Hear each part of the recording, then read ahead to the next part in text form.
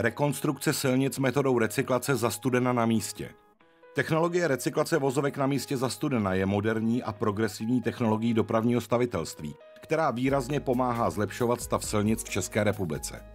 Ve srovnání s náročnou klasickou technologií rekonstrukce umožňuje opravit při stejném objemu investic větší rozsah a výrazně zkrátit dobu oprav. Přitom je zásadně šetrnější k životnímu prostředí. Pro provádění oprav silnic všech kategorií je využití této metody naprosto jedinečné. Dá se použít všude tam, kde silnice vykazují poruchy konstrukčních vrstev, jako jsou plošná deformace, místní poklesy, hrboly, výtluky, síťové trhliny nebo hloubková koroze. Jen v České republice je tato technologie aplikována již více jak 15 let.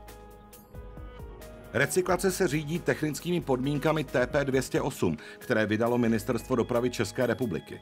Projektu rekonstrukce předchází nedestruktivní diagnostika a odběr vzorků z vozovky. Po rozboru vzorků vznikne receptura na opravu silnice, tedy stanovení optimálního množství a druhu pojiva včetně eventuálního doplnění kamenivem. Recyklaci za studena provádí sestava strojů, jejímž srdcem je silniční fréza, recyklér. Ten původní vozovkové souvrství rozpojí, smíchá s pojivem a znovu na vozovku položí. Pojivem může být cement, asfaltová emulze, asfaltová pěna nebo jejich kombinace.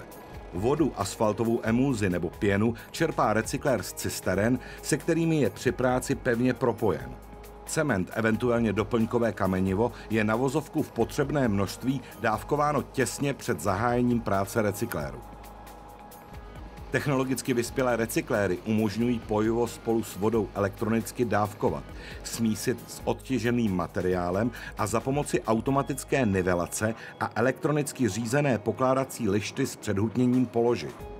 V jediném kroku recykléru tak vzniká předhutněná podkladní vrstva budoucí vozovky s potřebnou podélnou rovinatostí a v předepsaném sklonu. Tu bezprostředně ještě dohutní silniční válec. Hotovou vrstvu je třeba po dobu zrání za příliš teplého počasí chránit skrápěním před předčasným vysycháním, aby byla zaručena hydratace cementu. Konečnou vrstvou vozovky po provedení recyklace je nově položený asfaltový povrch. 1 kilometr silnice běžné šířky opraví recyklér za 2 dny.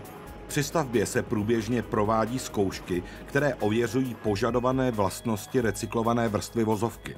Po položení asfaltového koberce je možné komunikaci okamžitě používat.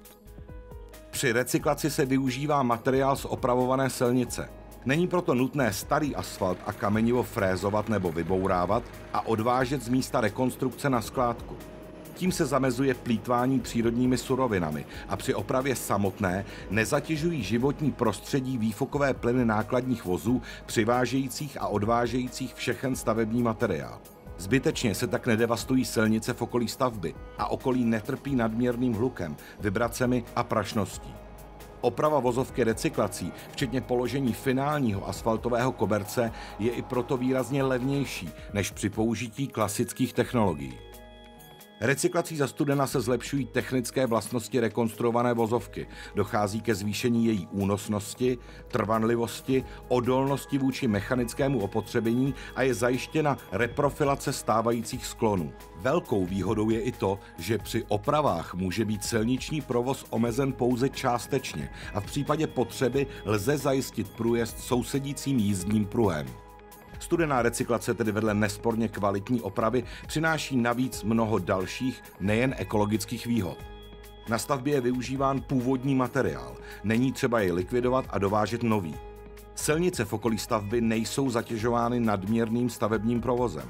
Lidé v okolí stavby nejsou obtěžováni hlukem, vibracemi ani prachem. Výstavba je mnohonásobně rychlejší než při klasické rekonstrukci. Výstavba je oproti klasické rekonstrukci také výrazně levnější a případný dehet z původní vozovky je recyklací ekologicky eliminován.